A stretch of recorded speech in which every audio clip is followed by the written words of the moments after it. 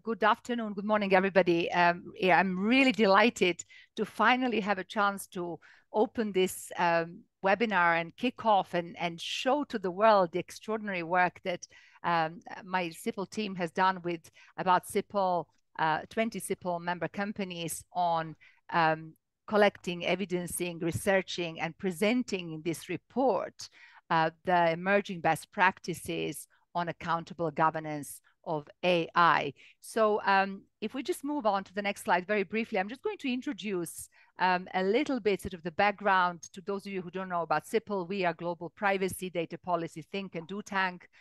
We operate across the globe in increasing data policy space.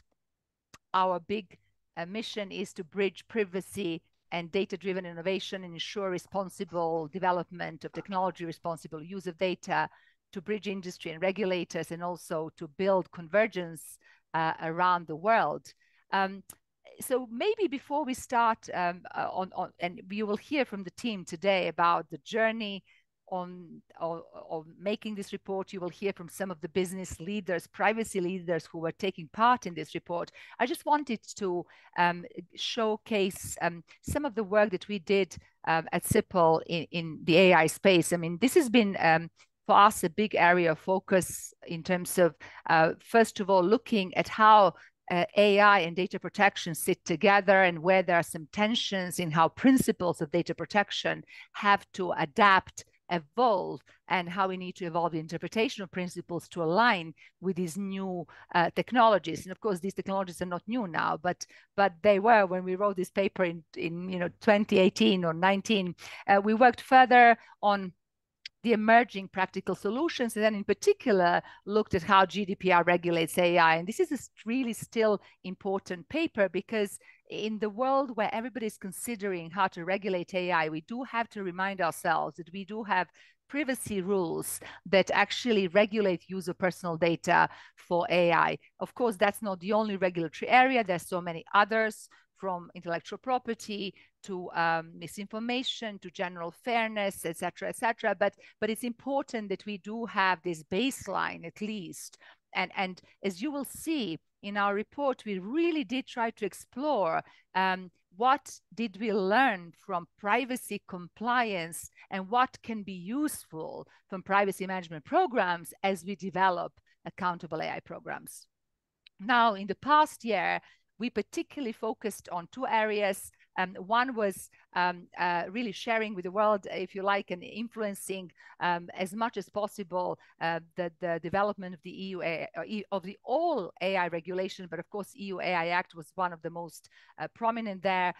So we also wrote the paper on 10 recommendations for global AI regulation, where we, again, based on our work, are trying to anticipate and perhaps highlight some of the best practices in terms of how to regulate this transformative technology. And then finally, for the past 12 months, we've kicked off this particular project where we worked, and you will hear, with about 20 CIPL member companies who are all leaders in responsible data use, who have all got a very responsible privacy program. So we wanted to see how they're also developing AI programs, because these companies are also either big developers or big users, deployers of AI. And why we did this project, I mean, really, this is something I kind of wanted to kind of give you my personal reflection.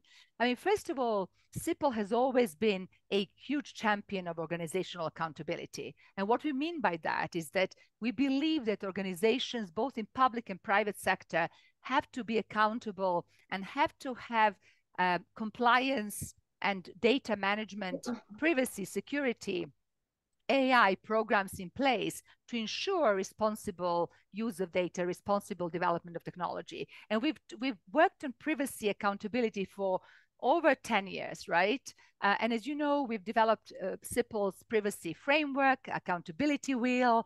And in 2021, we actually did an interesting exercise where we mapped privacy programs of leading 17 companies against this wheel to again show and tell the story. What does accountability really mean in practice. As you know, accountability is a principle in so many privacy laws, but it was elusive as to how do you deliver accountability. And we wanted to show that this can be done through CIPL's accountability framework.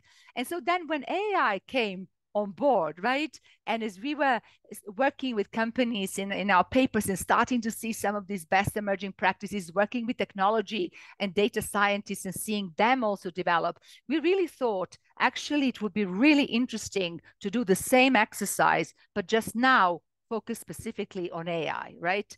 And that's why I'm so excited, because I actually don't know that this has been done before. Every company probably has done their own little mapping, and they tell publicly the story, but to actually have a compilation of evidenced best practices from a number of organizations in this sort of systematic, consistent way is really, I think, a really important step forward. And I'm so grateful to my team, Jennifer, Jin, who has been working tirelessly on this together with Matthew Reisman and Leila Abdelaziz, but also everybody else is a CIPL's team. And I'm hugely grateful to the companies who participated in this, because it's not easy to actually discuss and open and show evidence of the things that are kind of in motion, right? As you can imagine, companies are starting on this process, right? So we have got programs that are going to mature over time. So it's a continuous journey. And I'm really grateful that they were able to show us where they were at this moment in time. Now, two, three maybe observations. First of all, it's not surprising that companies are developing accountable AI programs despite not there being a law, right? But because there is a privacy law. So there was this natural hook which enabled companies to move from their privacy programs to the AI programs, right? Of course, there's some tensions in how AI and data protection principles sit together. And we talked about this in our papers. You have them here on the slide. I'm not going to drill into this, but these tensions still remain today. And I'm really pleased to see that some of data protection authorities are starting to discuss and address some of these tensions in their guidance that are being published, but also the EU AI Act, for example, talks about the new legal basis for processing of sensitive data to ensure bias, that there is no bias and no discrimination in the AI models. So it was interesting to see that kind of shift, if you like, from privacy program and leveraging privacy program deliverables for AI as well. And of course, the teams as well. But as you will see, that's just part of the story. I think the other part is really technology driven, as in scientists, data scientists, AI scientists really trying to also deliver accountable AI by design. And I think, and innovation by design. And I think that's really what was really interesting in this report.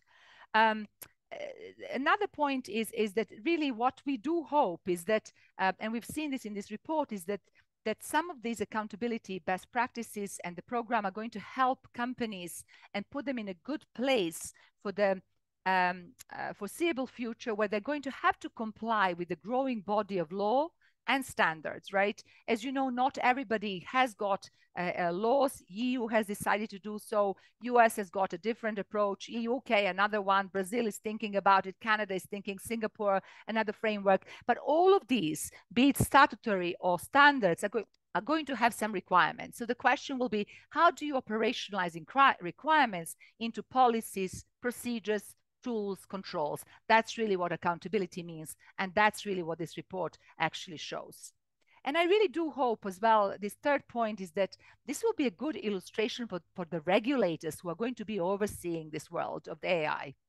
As we know, in some countries that may be data protection regulators, but there are going to be other non-data protection regulators, perhaps sectoral, or perhaps even, sort of supra-sectoral as well in different countries, right? And so, I really do hope that this gives them ideas as to what accountability in AI development, deployment, and use could look like. And I would hope that they would also incentivize, encourage, and promote companies to be accountable, because as we show in our report, there's a big driver for accountability, which is market driver. Companies have to do this, because unless they create tools that are trusted and and viable commercially, they will not have any trust. They will not have any business unless they create this sort of technology and this sort of AI tools. And I think that's starting to percolate to C-suite, to boards as well. And again, our report talks on that, about that. Final point is we will continue to work on this. Look, this is just work in progress. It's a first snapshot at this time when we're seeing the gearing up of and development of accountable AI programs.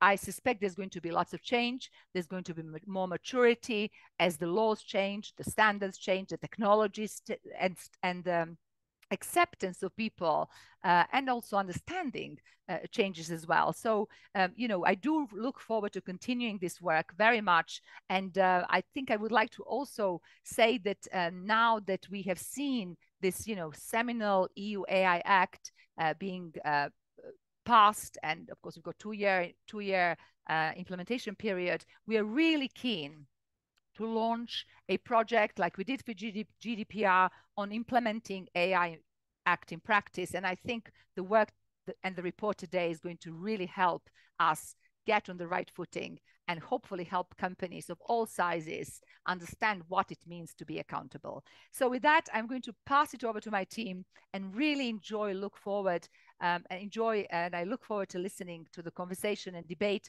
And again, huge thank you to the panelists today, the business leaders who are here and who will be also showing a little bit and commenting on some of the takeaways from this report. So over to you, Jennifer and Matthew.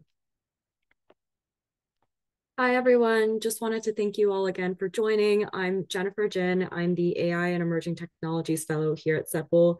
We're very excited to announce the publication of our new report, Building Accountable AI Programs, Mapping Emerging Best Practices to the CIPL Accountability Framework. As Bojana said, this present report showcases how 20 leading organizations are developing and deploying their accountable AI programs and best practices through the lens of CIPL's Accountability Framework. The report aims to provide concrete empirical evidence from accountable AI programs being deployed on the ground that shows how accountability-based governance frameworks are demonstratable, enforceable, and effective. It also aims to share best practices and lessons learned from leading global organizations implementing robust AI governance measures that address all core elements of organizational accountability. It builds global consensus on how accountability in AI governance can foster responsible development, deployment, and use of AI. It promotes accountability as an effective organization-wide business strategy. And finally, it informs the global debate on AI regulation and governance oversight and enforcement. Though our sample is mostly large companies, we really hope that this report can serve as a helpful benchmarking tool and resource, particularly for organizations who are just starting out in establishing their accountable AI programs. Our research revealed the following general findings and commonalities amongst project participants and accountable organizations. Number one, AI transformation coupled with accountability in AI is a top priority and business imperative. Across all business functions, organizations are striving to ensure that AI technologies are developed and deployed in a manner that enables users to reap the benefits of the technology while preserving individuals' rights and societal interests, while identifying and mitigating the potential risks of harm and noncompliance. Therefore, organizations have built accountable AI programs with buy-in from all functions and levels of the organization. Number two, accountable governance of AI is a smart business investment for long-term, sustainable, and competitive business. By setting up their internal governance and programs now, accountable organizations hope to have a competitive edge as AI technologies become more universally adopted. Therefore, though it may demand a large investment initially of time and resources, organizations really believe that choosing to do the right thing now will be worthwhile and lead to greater success in the long term. Number three, tone from the top is crucial. Senior leadership and board-level executives are establishing and heralding company-wide principles, values, and commitments that enable accountable governance of AI, which are then cascaded and embedded throughout the organization. Leading by example can ensure top-down awareness of ongoing efforts and foster a corporate culture that views accountability in AI governance as a shared company-wide responsibility that every employee can and really should contribute to. Number 4, guidance from regulators and policymakers is welcome as organizations prepare to implement emerging standards and regulations, some including the EU AI Act, the US Executive Orders on AI, and the NIST AI Risk Management Framework. Organizations are expecting forthcoming regulation of AI and are proactively preparing to comply with potential regulatory requirements. Number 5, a risk-based, technology-agnostic approach is the most effective and appropriate approach for AI governance. When managing and mitigating AI-related risks, organizations are assessing the specific use cases or applications of AI technology rather than the technology itself. Organizations believe that this approach is key to creating effective, future-proof governance structures that will adapt with the technology, as frameworks that are overly prescriptive could quickly become outdated and inhibit beneficial innovation and progress. Number 6, convergence around common AI-related terminology is really urgent and essential. Building consensus around AI-related terminology has been a challenge due to a variety of factors, but many are looking to the definitions set forth by upcoming regulations and standards to encourage convergence. Some organizations have also created working glossaries for internal reference to facilitate standardization, at least within the organization. Number 7, organizations are adapting and updating their governance frameworks to address new issues and risks, including those raised by generative AI. All organizations acknowledge that AI's rapid advancement, democratization, and widespread use pose novel questions. However, they agree that addressing AI-related issues should not require a complete overhaul of existing corporate compliance and governance structures, but can be accomplished by adapting and updating existing ones. Number 8, multidisciplinary and diverse teams are the foundation for building and implementing accountable AI governance programs. While we recognize that there's no single right location for an AI governance team within an organization, many view data privacy teams as the logical points of departure, considering their expertise with data management programs, tools, and regulatory compliance. Regardless of where AI governance teams are situated, organizations all agree that these teams must be cross-disciplinary and include representation from relevant disciplines. They're also upskilling their existing workforces by offering training courses and encouraging enrollment in external certifications or programs. And they're also hiring with diversity in mind across a number of factors, including demographics, relevant expertise, and geography. Number 9, there is great value in building consensus on the appropriate elements of accountable AI governance and benchmarking against peers, including participating in conferences, benchmarking interviews like the ones that we conducted for this study, workshops, roundtables, and even regulatory sandboxes. And number 10, accountable development and deployment of AI is a continuous journey and an iterative process. All organizations stress that these are early days for AI governance, and we're all just collectively beginning to identify best practices for accountable AI programs. Organizations are adapting and calibrating their programs to technological and regulatory developments, as well as to the knowledge and experiences they're collecting along the way. We really believe that this captures the very essence of CIPL's approach to accountability and reflects our overarching principle. The higher the potential of harms, the more organizations must do to demonstrate the elements of organizational accountability. This slide shows CIPL's accountability framework, which contains 7 core elements of accountability: leadership and oversight, risk assessment, policies and procedures, transparency, training and awareness, monitoring and verification, and response and enforcement. This framework, as Boyana said, has been used by global businesses as a model for building comprehensive privacy and data governance programs, and our research demonstrated that it can equally be used in the AI context to build comprehensive governance programs that ensure responsible development and deployment of AI. To organize our findings, we mapped the best practices identified through our research across these 7 elements, which parallels our approach in the 2020 study on organizational accountability in privacy programs. So what does each element look like in practice? Leadership and oversight means creating effective governance structures, appointing appropriate personnel to oversee them, and promoting awareness and support across all organizations. For example, establishing tone from the top, creating an ethics oversight body that can weigh in and deliberate on high-risk technologies and data uses, and leveraging existing business functions and frameworks to address new AI-related risks. Risk assessment means implementing protective, mitigating measures that are proportional to the likelihood and severity of the risks of harm while enabling the benefits of AI technologies.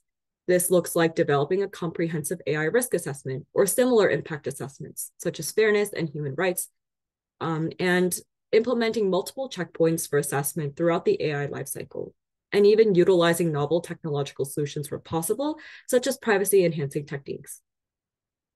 Policies and procedures looks like establishing internal written AI policies that operationalize an organization's ethical principles, standards, and even legal requirements into concrete actions and controls.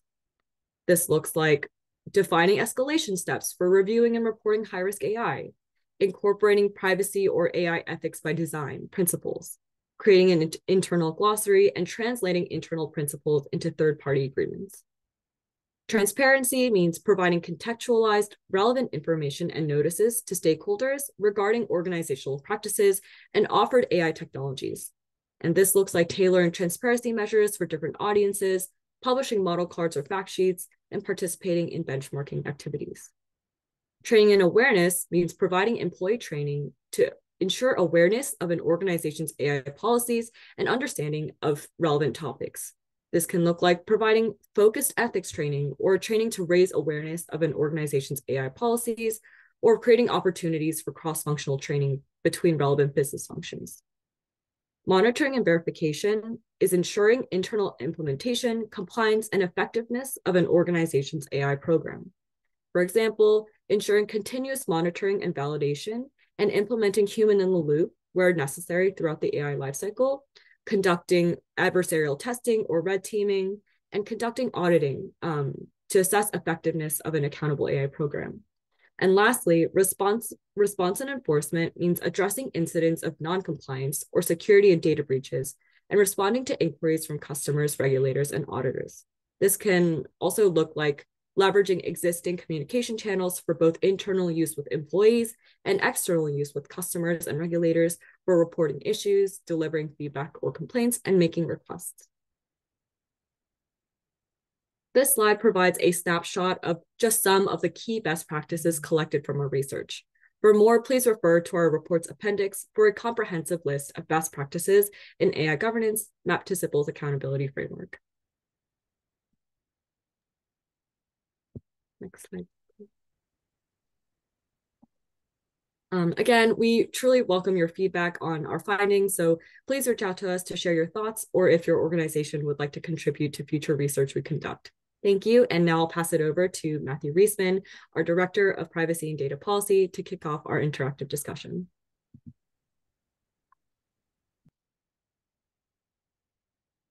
Thank you so much, Jennifer.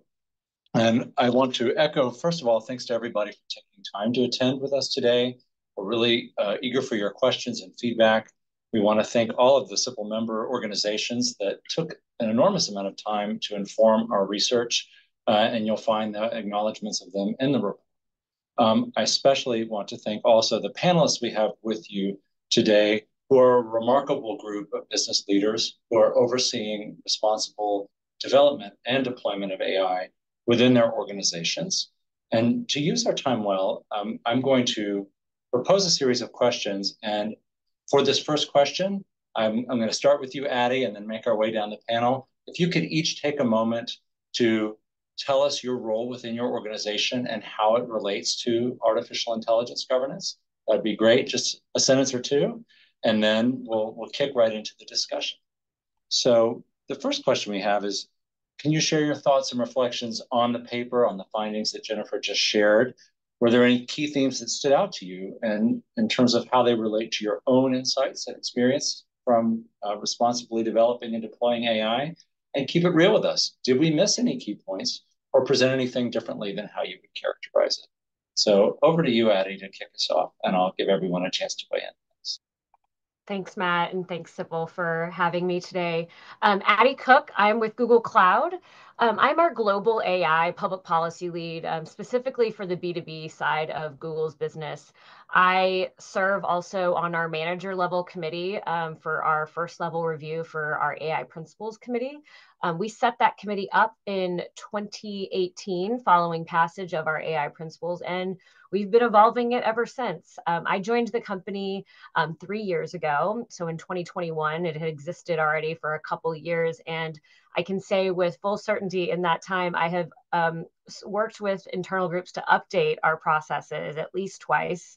And I anticipate more updates to our processes as we continue to align with forthcoming regulations and frameworks. Coordinating across a giant organization like Google is difficult. And so I loved number 10, the finding number 10 about making sure that it's a continuous journey that's iterative.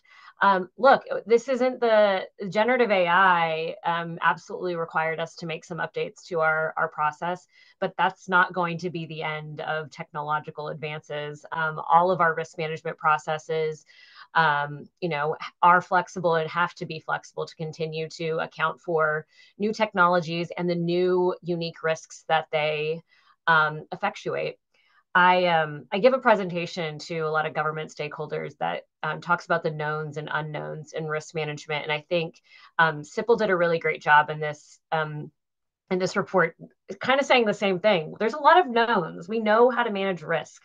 Privacy, it's the reason that privacy professionals in many organizations are the ones who are leading the AI risk management processes, because it's a familiar exercise. But there are new risks. And I also liked that the CIPL report called out that privacy professionals, while they are a great place to start, they're not the end. I loved the use case where, an engineer was actually tapped to lead the organization because these are technically difficult solutions. In Google, we have our principles. One of our key principles is scientific excellence.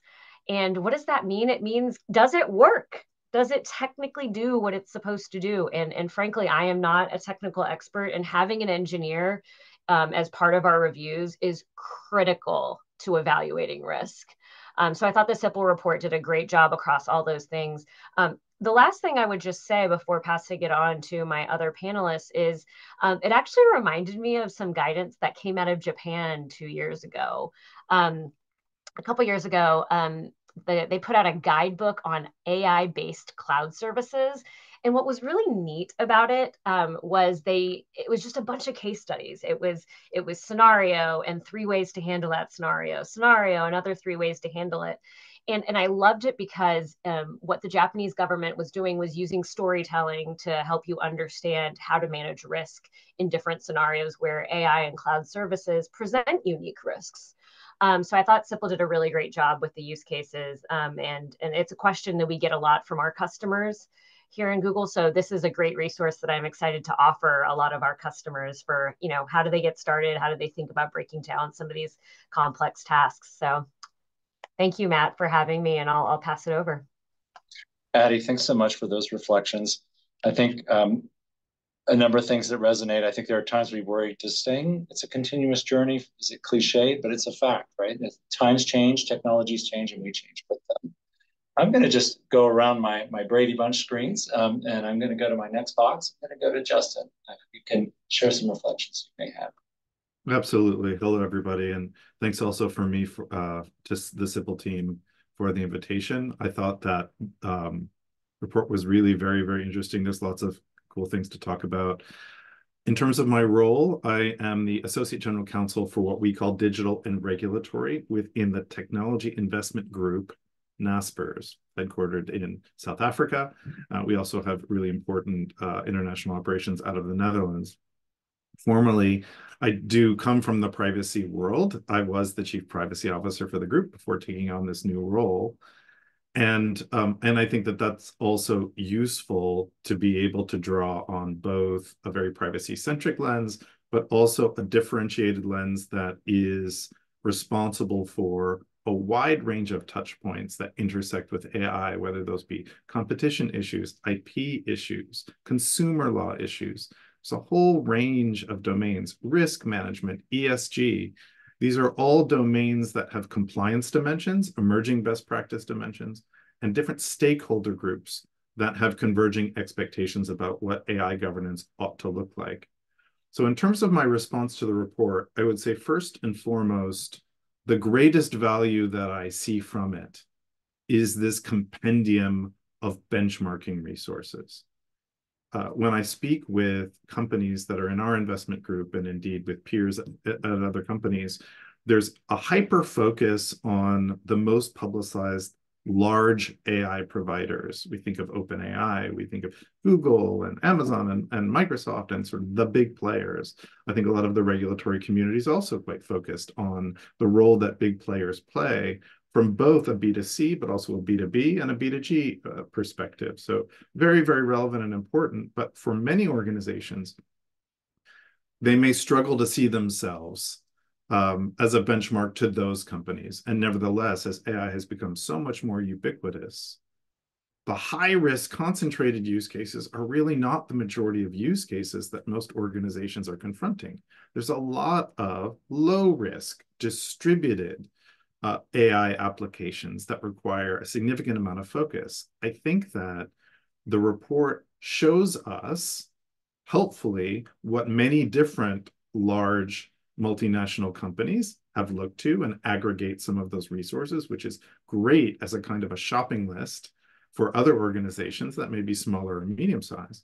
But at the same time, I think it shines the light on the fact that there's a bit of a gap in the marketplace for the kind of starter kit that many organizations are looking to when they're trying to understand, how do I even begin to approach AI governance? Where do I start? Do I start with executive buy-in, as was suggested in the report? Do I start by consolidating multi-stakeholder teams and forming some sort of an advisory board? Do I even need to do that? And I think that the report launches us into those sets of questions. What is fit for purpose? What is meeting the moment and the needs of an organization? And from my perspective, that absolutely starts with what the report focuses on in section 8, and it's where our organization has been very focused. Who are the stakeholders, both internal and external, that matter?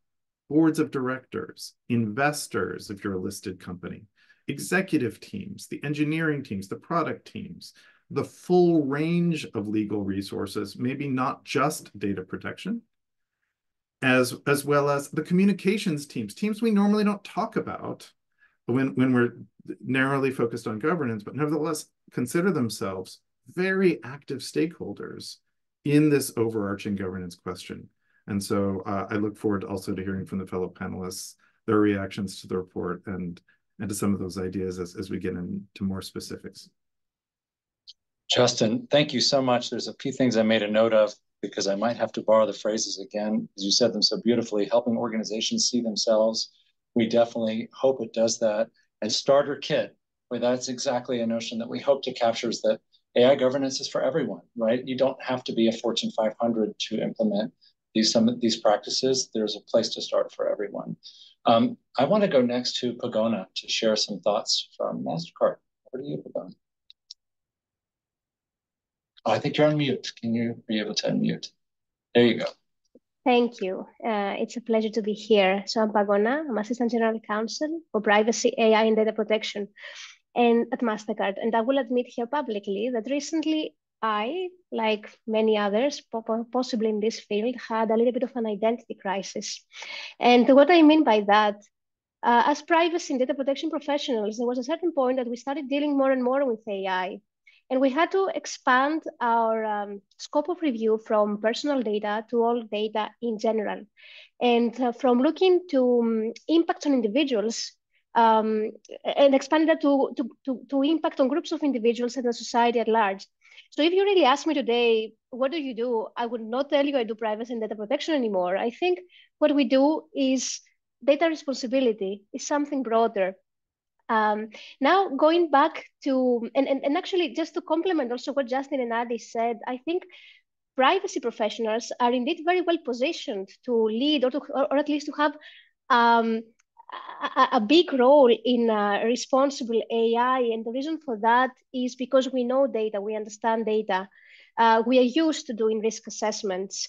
And at least in my organization, we are one of the stakeholders that bring different types of stakeholders together. And we've been discussing already how important partnerships and how important the multi-stakeholder element is in responsible AI. Going now to the report, I really want to echo the other participants. What I found really interesting, and also for the ones that are now starting on their responsible AI journey, for sure the report tackles very well some of the most challenging areas and principles around AI: transparency, accountability, auditability, fairness. These are big conversations and very indeed difficult I mean, a lot of very challenging. But for companies that are really starting now, I really like the fact that it really goes into how to do this in practice. So I would also encourage everyone to go to the parts that it's really about how do you bring this to the organization? Tone at the top. How do you instill a culture of privacy and not privacy, actually, responsible AI in this case? How do you use partnerships in the organization? How do you hire the right people?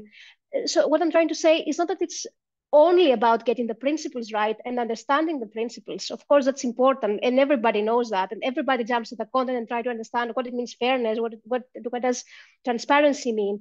But it's also about these organizational aspects that if you want to get it right, you need to consciously think about and make it also top of mind.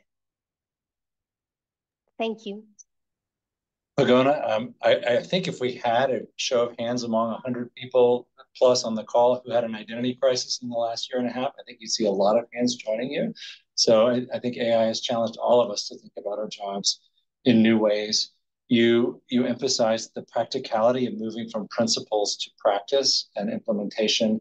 That is something that I think everyone's struggling with, or many are grappling with, which is, okay, I've got my 6 or 7 principles. How do I make them a reality? And thank you for highlighting that.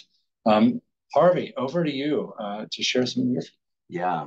Hi, I'm Harvey Jang. I'm the Chief Privacy Officer for Cisco. So I lead our privacy program. And of course, when personal data is involved, we get involved. And I mean, it is really comforting, I think, to see this report and see that everyone is really in a similar situation, right? Recognizing, and I'm grateful that people are recognizing and approaching this new technology with some humility, right? And recognizing we don't know everything, right? And kind of what Addie was talking about. There's the risks we know, there's what we know we don't know, and then there's this whole corpus of what we don't know we don't even know, right? And so bringing in those broad multidisciplinary teams to look at this from so many angles, from law and policy, even bringing in the social anthropologists, right? And looking at this new technology, as you know, some were talking about as the 4th industrial revolution, or the first revolution for knowledge workers, and just really transformative in that sense, and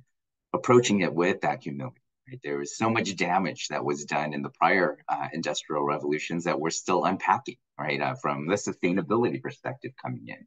So it's great that as an industry, as policy, as society, we are thinking and paying attention to the opportunities and the potential harms, and how do we strike that right balance between risk and opportunity.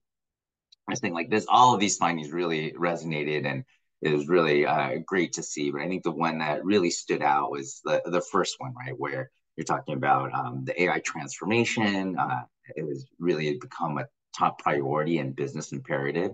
Right, these laws are in the works, and the EU AI Act is, you know, getting its final touches and will be out there. But the implementation timeline, you still have time to adopt it. So it's not in force yet, but companies are already trying to do the right thing, trying to pay attention to things. And really, it's business driven, and you know, as customers aren't going to buy your AI technologies if they don't trust it. So very much aligned to concepts we had in privacy. If you're not a trusted organization, people won't engage. And then going beyond that, if you're not trusted with your AI use, you could have far-reaching ramifications and damage, not only to your company, but to society at large. And so there's a whole trust and safety element that is surfacing more than ever before.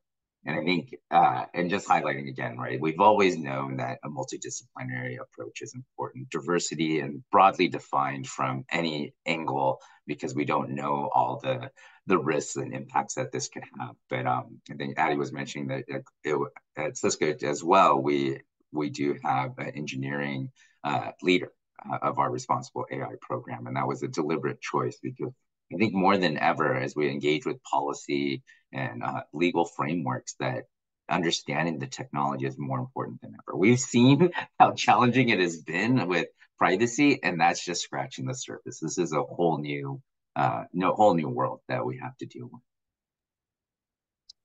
Harvey, you underscored this importance of a multidisciplinary approach. I think every one of our panelists touched on that in one way or another.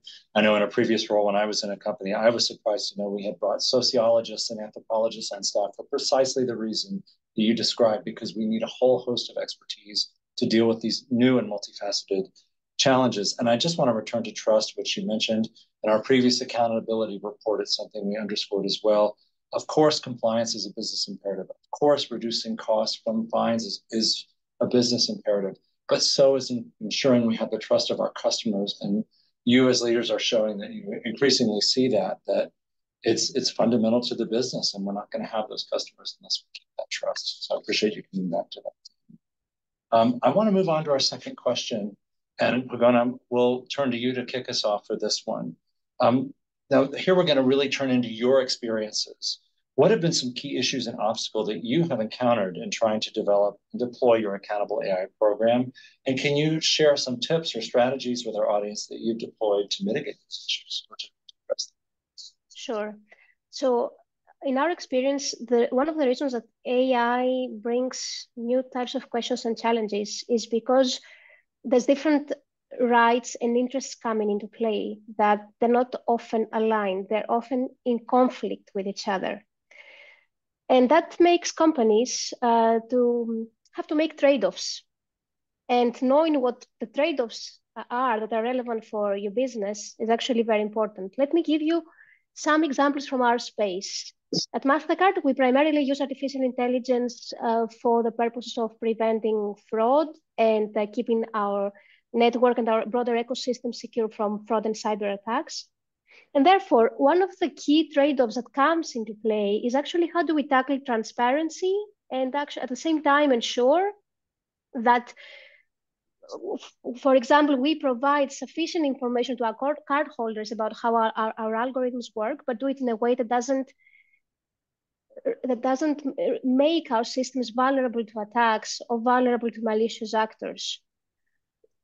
So for sure, adapting transparency depending on the audience is a way to tackle this specific trade-off. And we've seen the EU AI Act taking a positive step towards a direction with different provisions around transparency for the developer of AI, so something different for the general public, or different requirements when somebody interacts with AI. Another example of challenge and trade-off, speaking about bias detection. So at Mastercard, our core business is a payment system. And as part of that, we mainly work with a card number. So we don't know people's names. We don't know where people live. We don't know their address. We don't know sensitive attributes. And if you really ask me, we don't even want to know sensitive attributes. And the question is, how do you really test for bias if you only have a card number? How do you ensure that the algorithm doesn't discriminate against all these types of groups of people with very limited data? And what does it mean? Should we acquire more data to do that? And how will that play with data minimization? And we have seen that the EU AI Act provides an opportunity to potentially rely on substantial public interest and ground for getting that data in.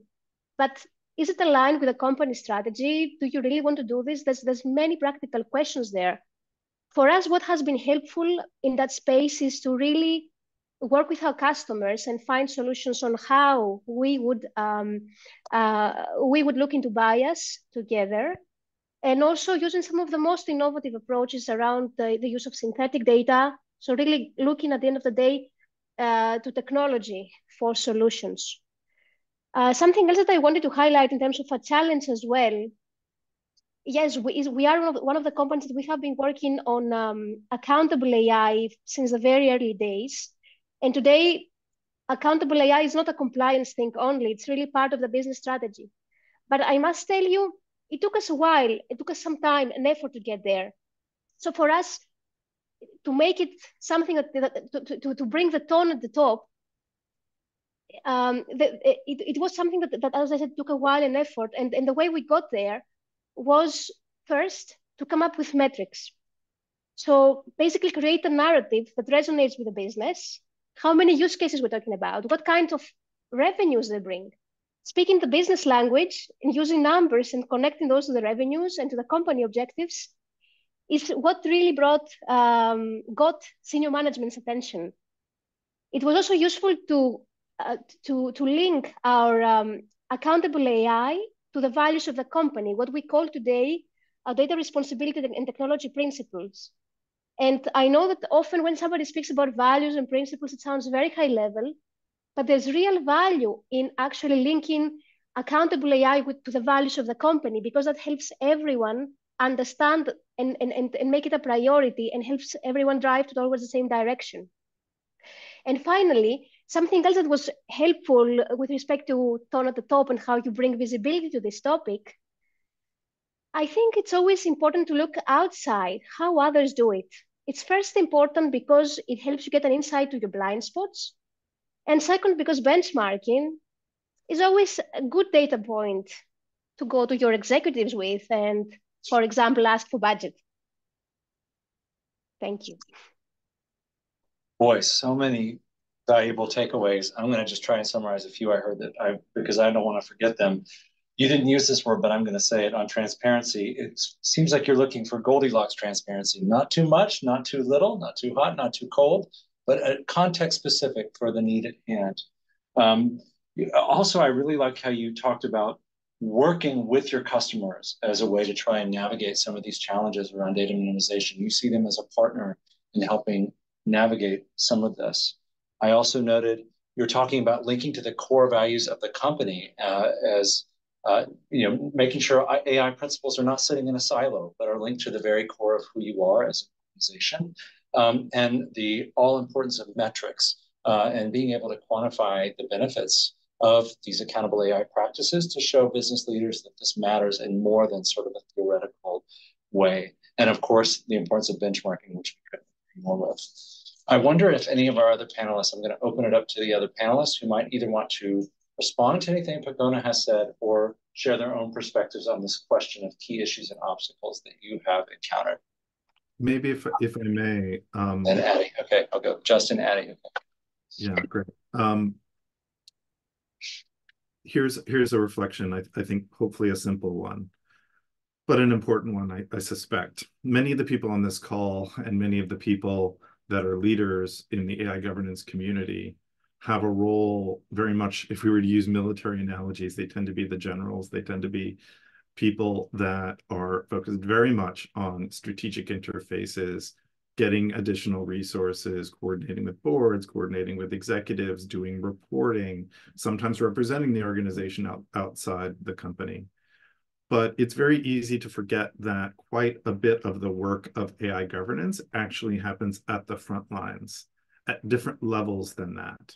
And I had an opportunity to speak with members of my team even before joining this call, and I said, what would you think others would want to hear about what's hard?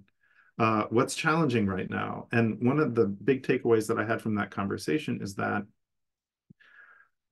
right now, we're in a state where things like vendor management, things like due diligence through the procurement process is very nascent. The industry has not harmonized around a common set of practices that makes it easy for people purchasing products, people trying to review others' products, to really assess the relative safety level or their governance capacities, those types of things. It harkens back to those expectations for volume that we had with the GDPR, where you're supposed to be doing, reviews of all third-party integrations. You're supposed to be doing data mapping, these types of repeatable, often high volume very detailed processes that can really stack up and become overwhelming, particularly for small teams.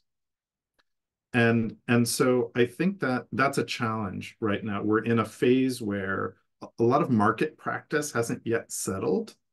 And as a result, it's sometimes difficult for counterparties that are trying to coordinate between them. If you're buying an AI product and trying to integrate it into your own, to figure out what best practice looks like from a governance perspective with those third-party relationships.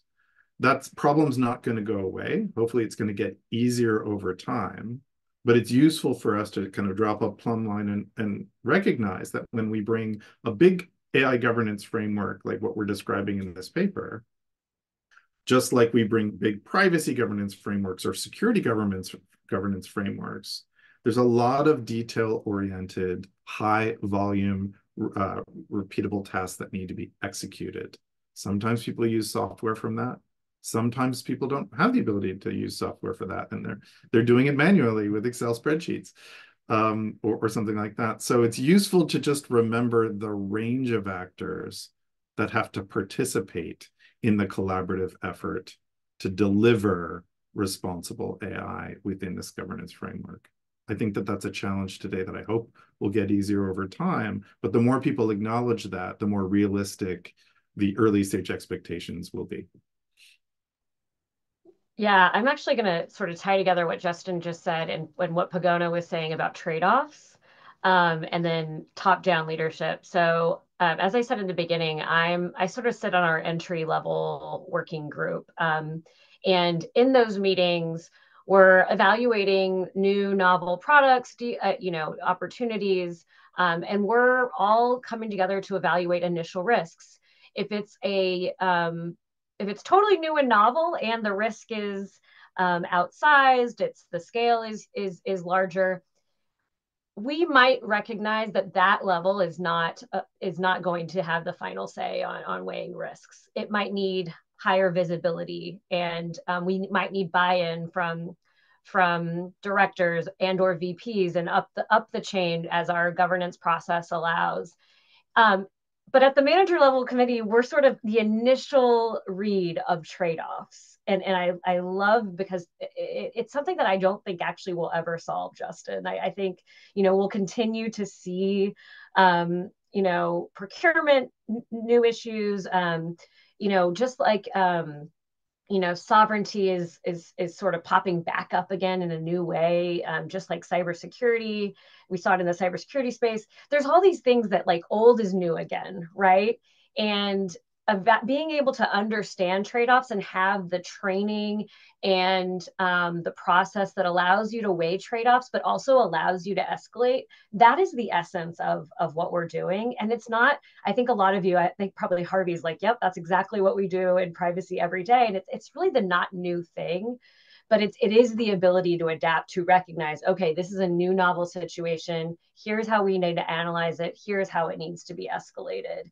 And one of the things I find really hard with sort of demonstrating this to customers is it's unique to every organization, right? And this is how we have figured out how to address it, but every organization is going to do it a little bit differently. And that's another reason why this report is helpful, because it does illustrate, the Vodafone approach versus, the Google approach. Two totally different companies, two different industries, but very clear direction that they've taken to address trade-offs. I think, and I tell this to policymakers all the time, it's never going to be a very clear choice. You're always trading off something. And Bojana, I have to say, I was a big fan of the very first privacy versus AI report. I remember it very clearly. I was at Accenture at the time, and I remember talking to Hill staffers about the report, because you're right, the tension has not gone away. We're still seeing trade-offs between AI and privacy,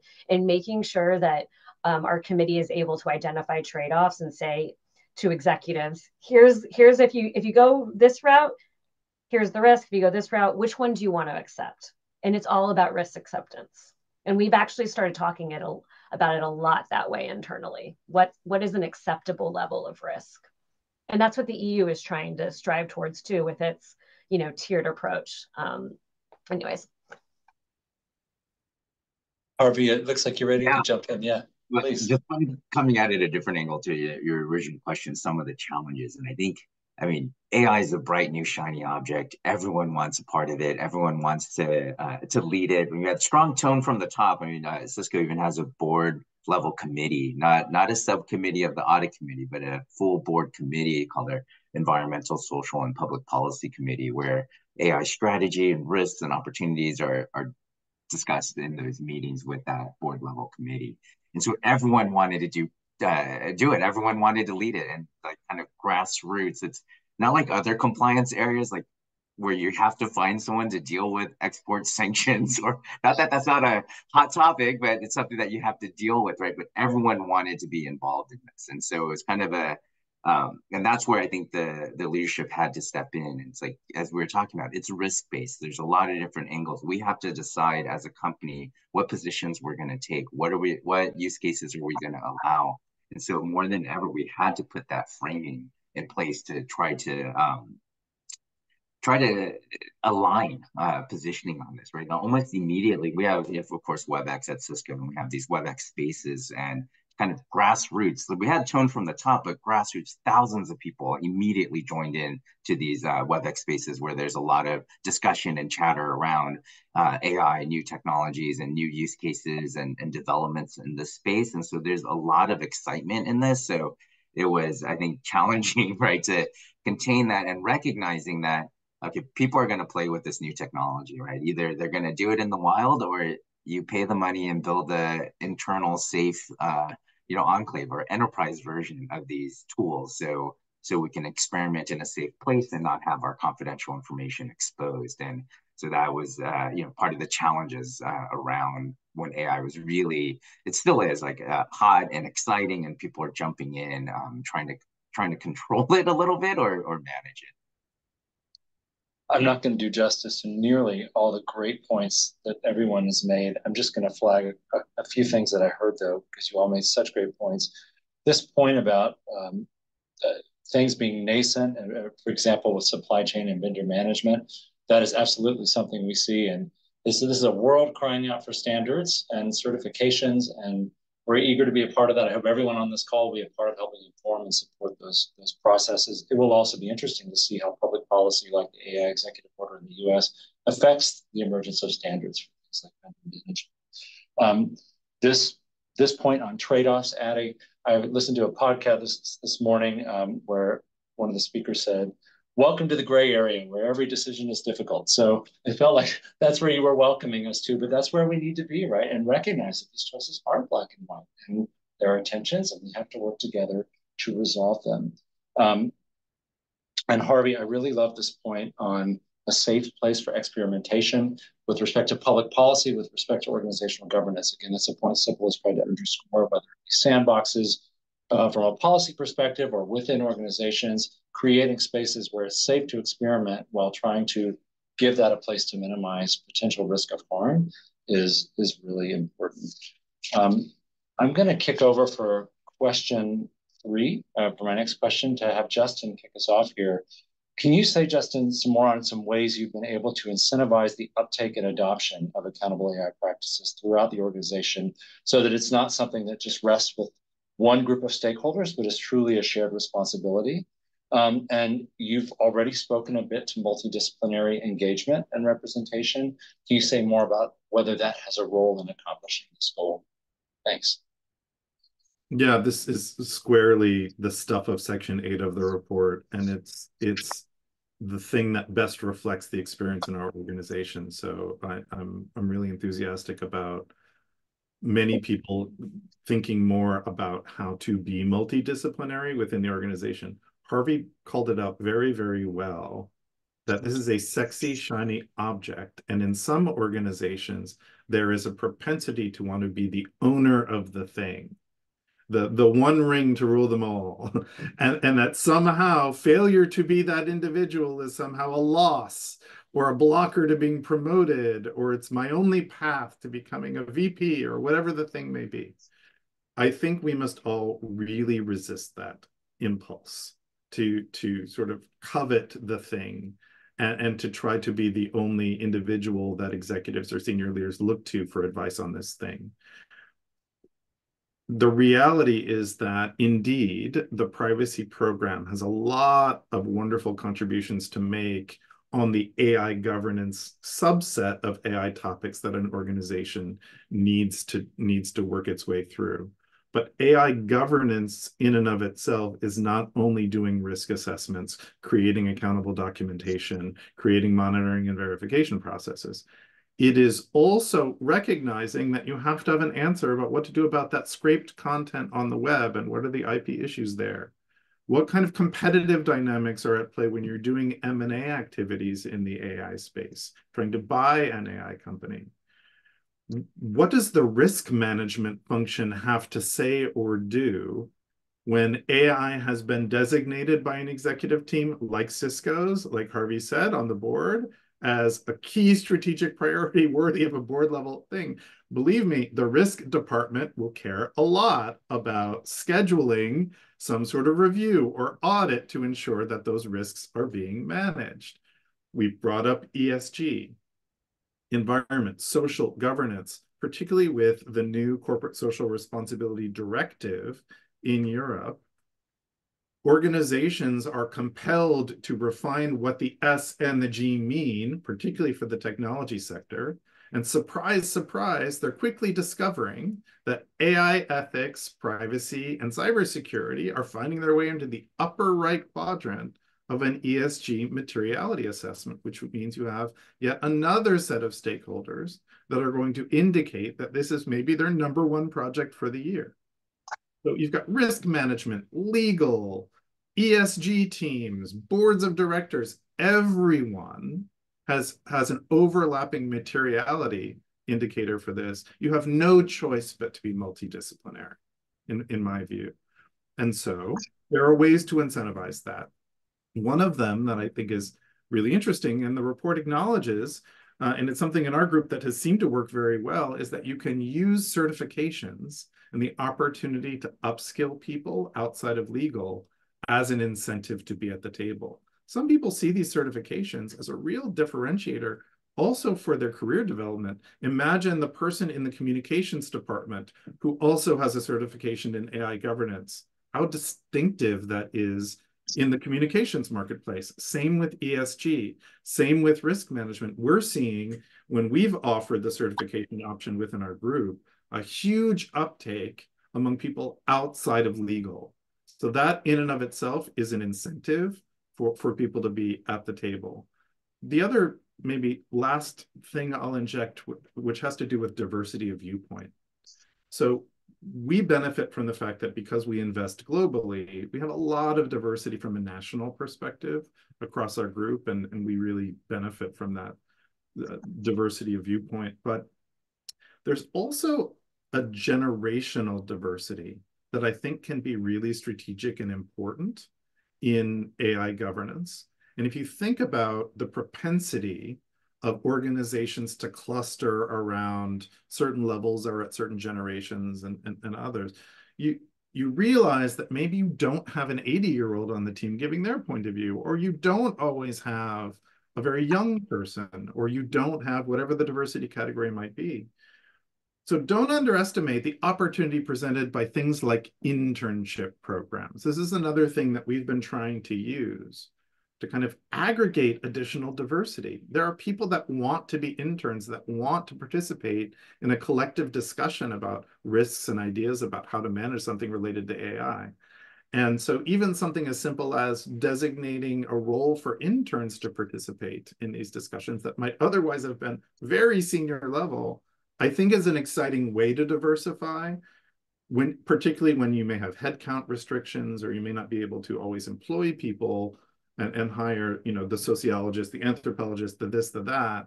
There are other ways to bring new stakeholders to the table that add value for both them and for the organization. Super useful, Justin. And before I weigh in with any feedback, because I have a few thoughts on that, I wanted to see if any other panelists wanted to jump in on this question about incentivizing uptake of accountable. Okay, well, one thing I will say is you identify a core challenge for so many issues within organizations. Is how do you get past the shiny object syndrome and encouraging people to let it go and allow themselves to be part of the team that is attacking a problem rather than the one and single owner and in charge. I do think it's a tough challenge to solve, and it requires having institutional things in place to de-incentivize that. And it's something I think we're all continuing to figure out. Your comment on diversity of perspectives on age really resonates. I was part of an organization once where we paid expensive consultants to tell us what youth thought. And what if we had brought in more young folks instead of paying expensive consultants to tell us what they thought? It just occurred to me as you were saying that. So maybe a lesson for all of us there. Matt, I would also, I don't want to be remiss. Like, a lot of these companies are global, and MasterCard and Cisco, I know you're all global, and we have had, it's challenging across time zones, right? To bring in the Asian perspective, the Indian market for those particular use cases. So we have had to sort of build in what we call sort of referrals, like who are we going to refer this use case to? Who are we going to ask these particular set of questions to get a local market perspective? And I have found that working with my local colleagues, my public policy counterparts in those markets, to answer those questions. What are the regulatory nuances I am missing? What are the cultural pieces I'm missing? I'll never forget, I called my colleague in India, and I said, here's the ethical problem we're dealing with. And she said, well, don't forget, a lot of the Indian health insurance market is completely different than the American one. And she went on to explain to me what the differences in ethical considerations might be for the Indian market. And it was extremely valuable. So age matters, but also I want to remind ourselves, that markets and cultural differences matter too. And it's truly why, we talk a lot about interoperability of standards and frameworks, right? Because, one global framework will not capture all these cultural nuances. Absolutely. Oh yeah, go ahead, jump in, please, Pagana. Yeah.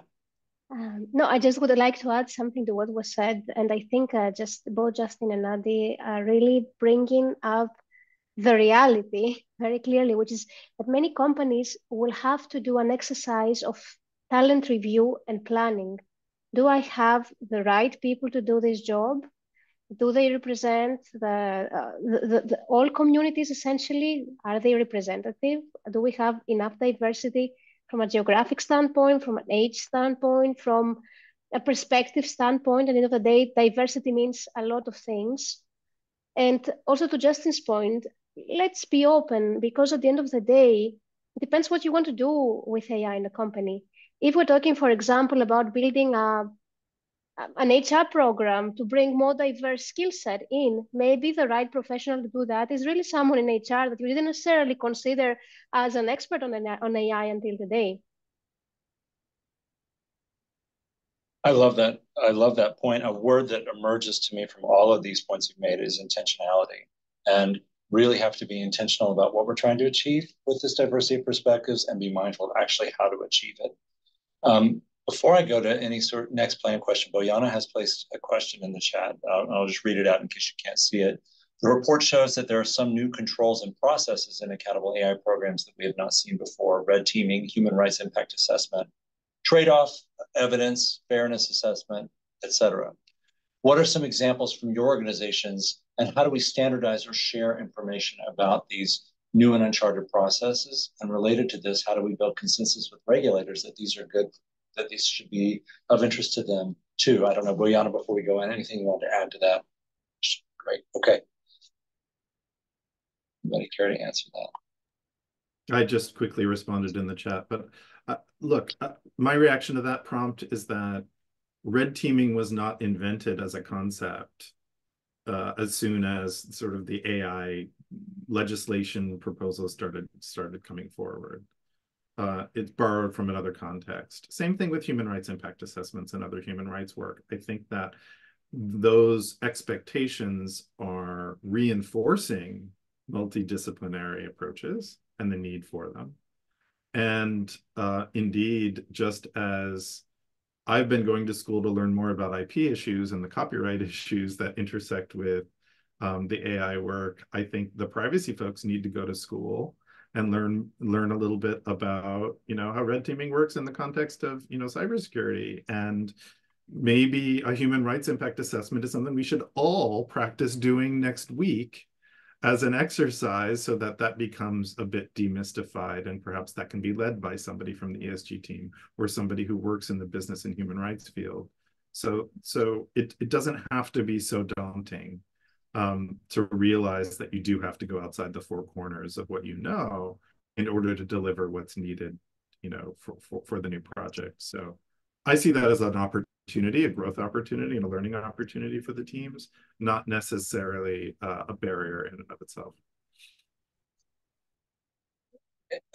You made a couple of words pop to mind. One is humility and acknowledging what we don't know from our silo of expertise and having the openness to go out and learn it. I don't know, any other reactions to Bojana's questions? And I see Addie +1 on continuous learning. Yes, absolutely.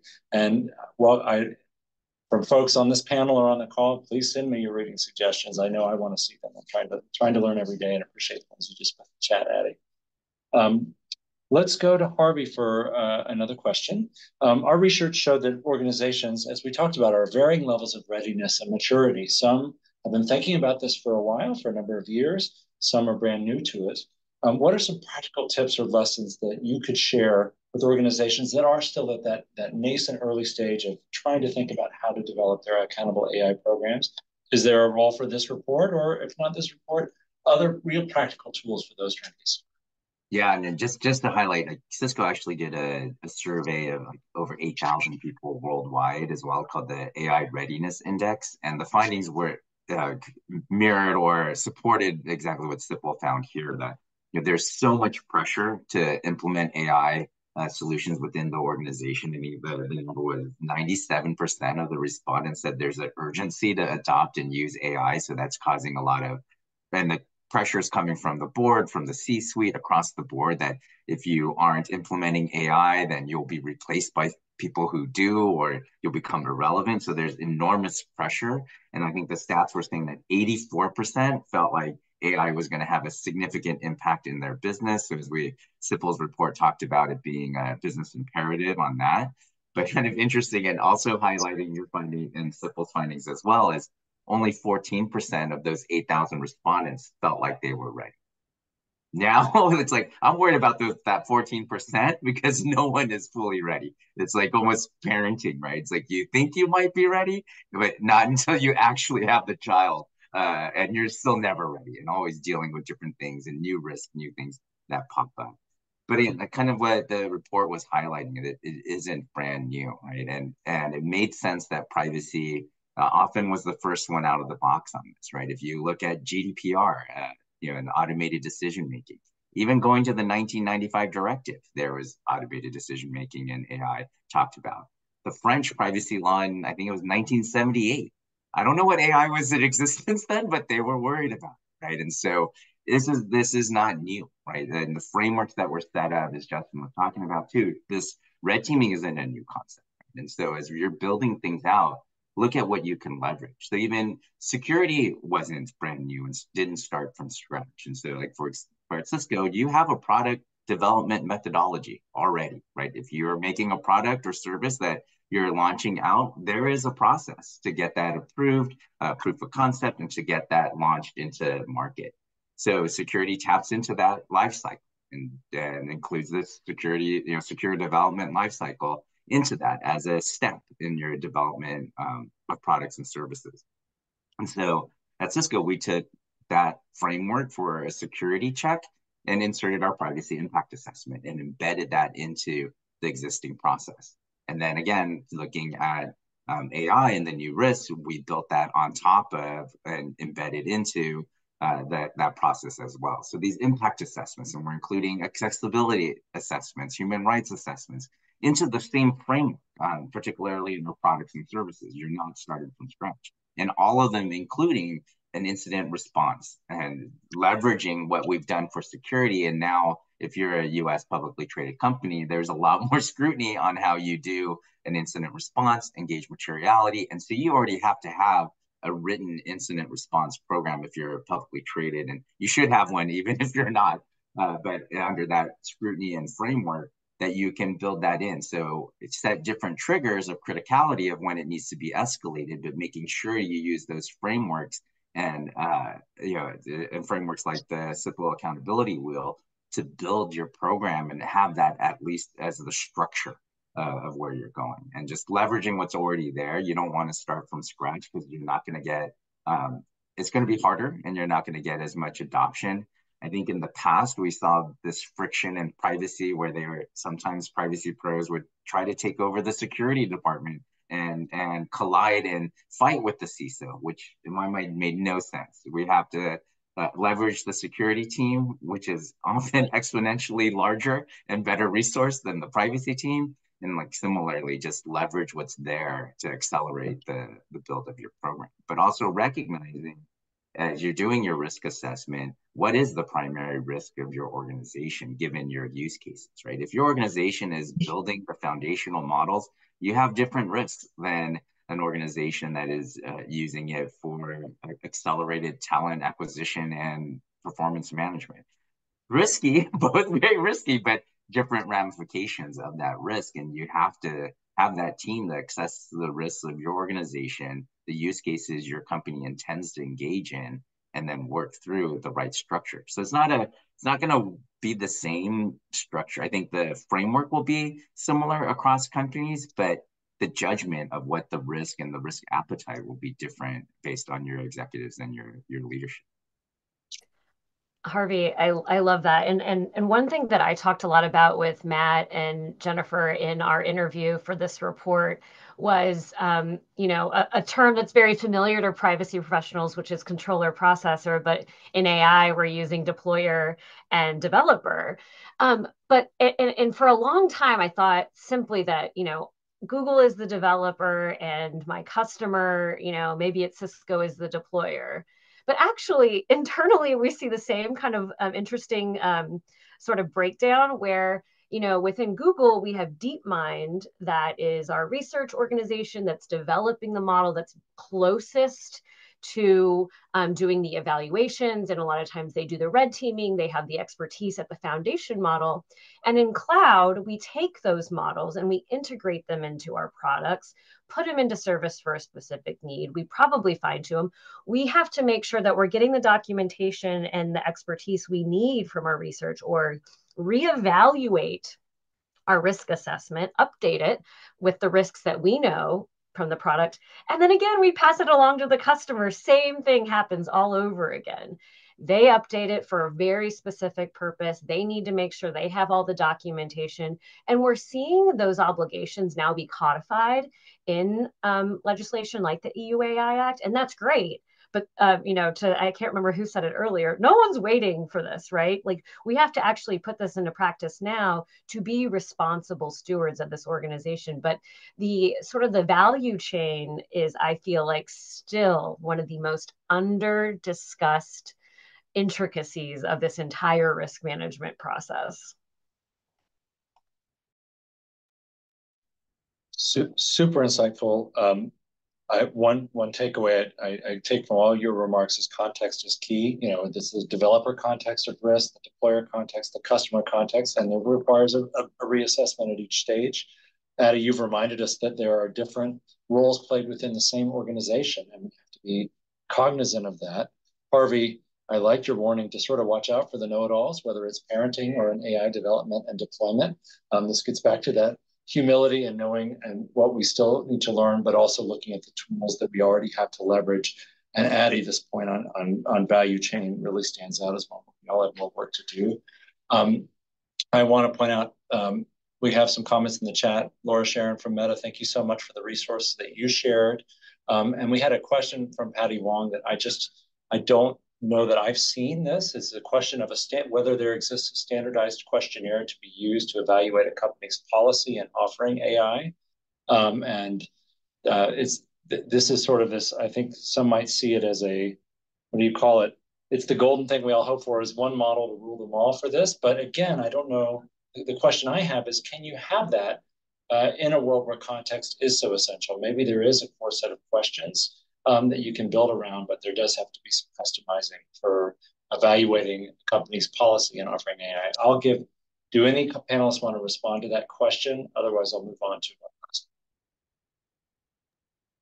I think we all want it. I don't think it exists yet, and we see more framing of that, right? When the EU will come out with their conformity assessment, and they will start putting at least the minimum baseline of things you will need to consider. But yeah, the CIQ would be great. We're not there. I don't even think we have that for privacy necessarily yet. I know we use it a lot in the security frameworks. I think another thing I wanted to jump in and say is that we've heard a lot of discussion about how does AI regulation and standards fit into existing sector-specific regulation. So with insurance or finance or sectors that are already highly regulated, how can AI standards fit in and work alongside and be operationalized alongside all of these additional requirements? So having that discussion in between those sectors is really important too. Jen, that's a great point. It's a great bridge to what at least will be the final prepared question I had, which is exactly on this, which is with the plethora of AI regulatory initiatives that we're seeing, whether it's new laws. One stat I saw in the United States right now, there are 41 state legislatures currently meeting. They currently have in front of them 407 proposals for new AI laws. My sympathies with every one of you who is charged with tracking those regulations.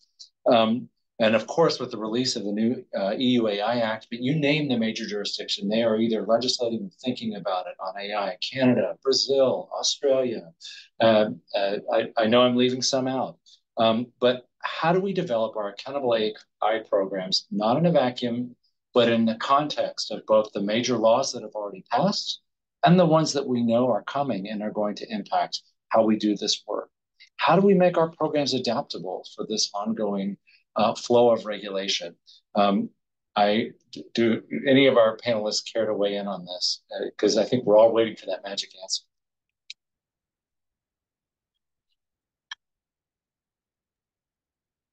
Let me try. Adi, go ahead. So indeed, it's going to be a challenge.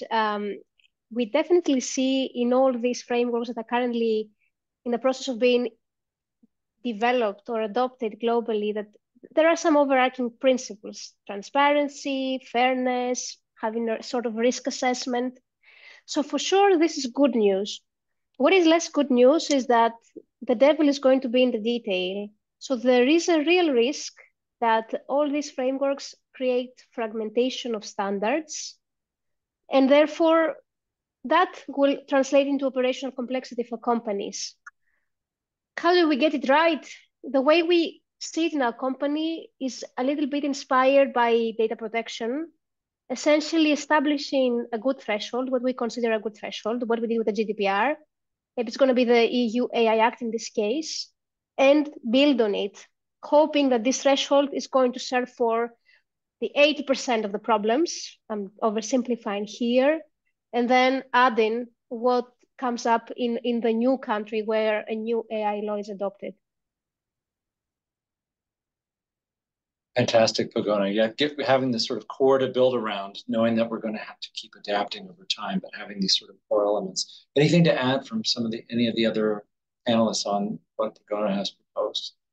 Yeah, I mean, I think it's kind of like what we had to do with privacy, right? You kind of, as these laws keep pivoting, and I think the OECD is tracking this, and they said there's over 1,000 legislative and policy initiatives related to AI as they're watching 69 countries plus the EU. So you have to take a step back and like, what are the core principles and frameworks that's going to allow you to pivot? And so we anchor on that transparency piece, right? And so that first thing that we're trying to do is surface whether AI is being used at all in our products or services or tools that we're implementing internally. And then with that knowledge, then and understanding like what data is involved, what you're doing it for, why, all those aspects that we've done for privacy or this impact assessment. And that might not be the final answer. Maybe the EU will tell us we have to ask these 5 more specific questions, but we anchored on the NIST AI risk management framework as a foundational structure to start getting that common set of questions to surface that it's being used. And then I think from there you can pivot, right? But if you don't even know you're using AI and you're not tracing the data provenance and you're not understanding what's involved in your use case, then it'll make it harder to pivot. So I think once you understand all of this, then you can adapt to what the legal requirements and when other, I guess, jurisdictions become more prescriptive, then you can adapt to them. Thank you so much, Harvey. Again, this notion of building around core principles, and I'm glad you called out the AI risk management framework, which is rapidly emerging, I think is an anchor for many. We have 3 minutes, and I just want to, it's an oversight on my part, want to really thank, we have many government regulators, officials, enforcement agencies who have joined us today, and we are so grateful that you've taken time to be with us. If you have particular questions for our audience, we would love to hear from you, but also from anyone else in the audience. We probably have time for at least one more question. Feel free to put it in the chat. And Harvey, while we wait for that, thanks so much for your link to the AI Readiness Index there.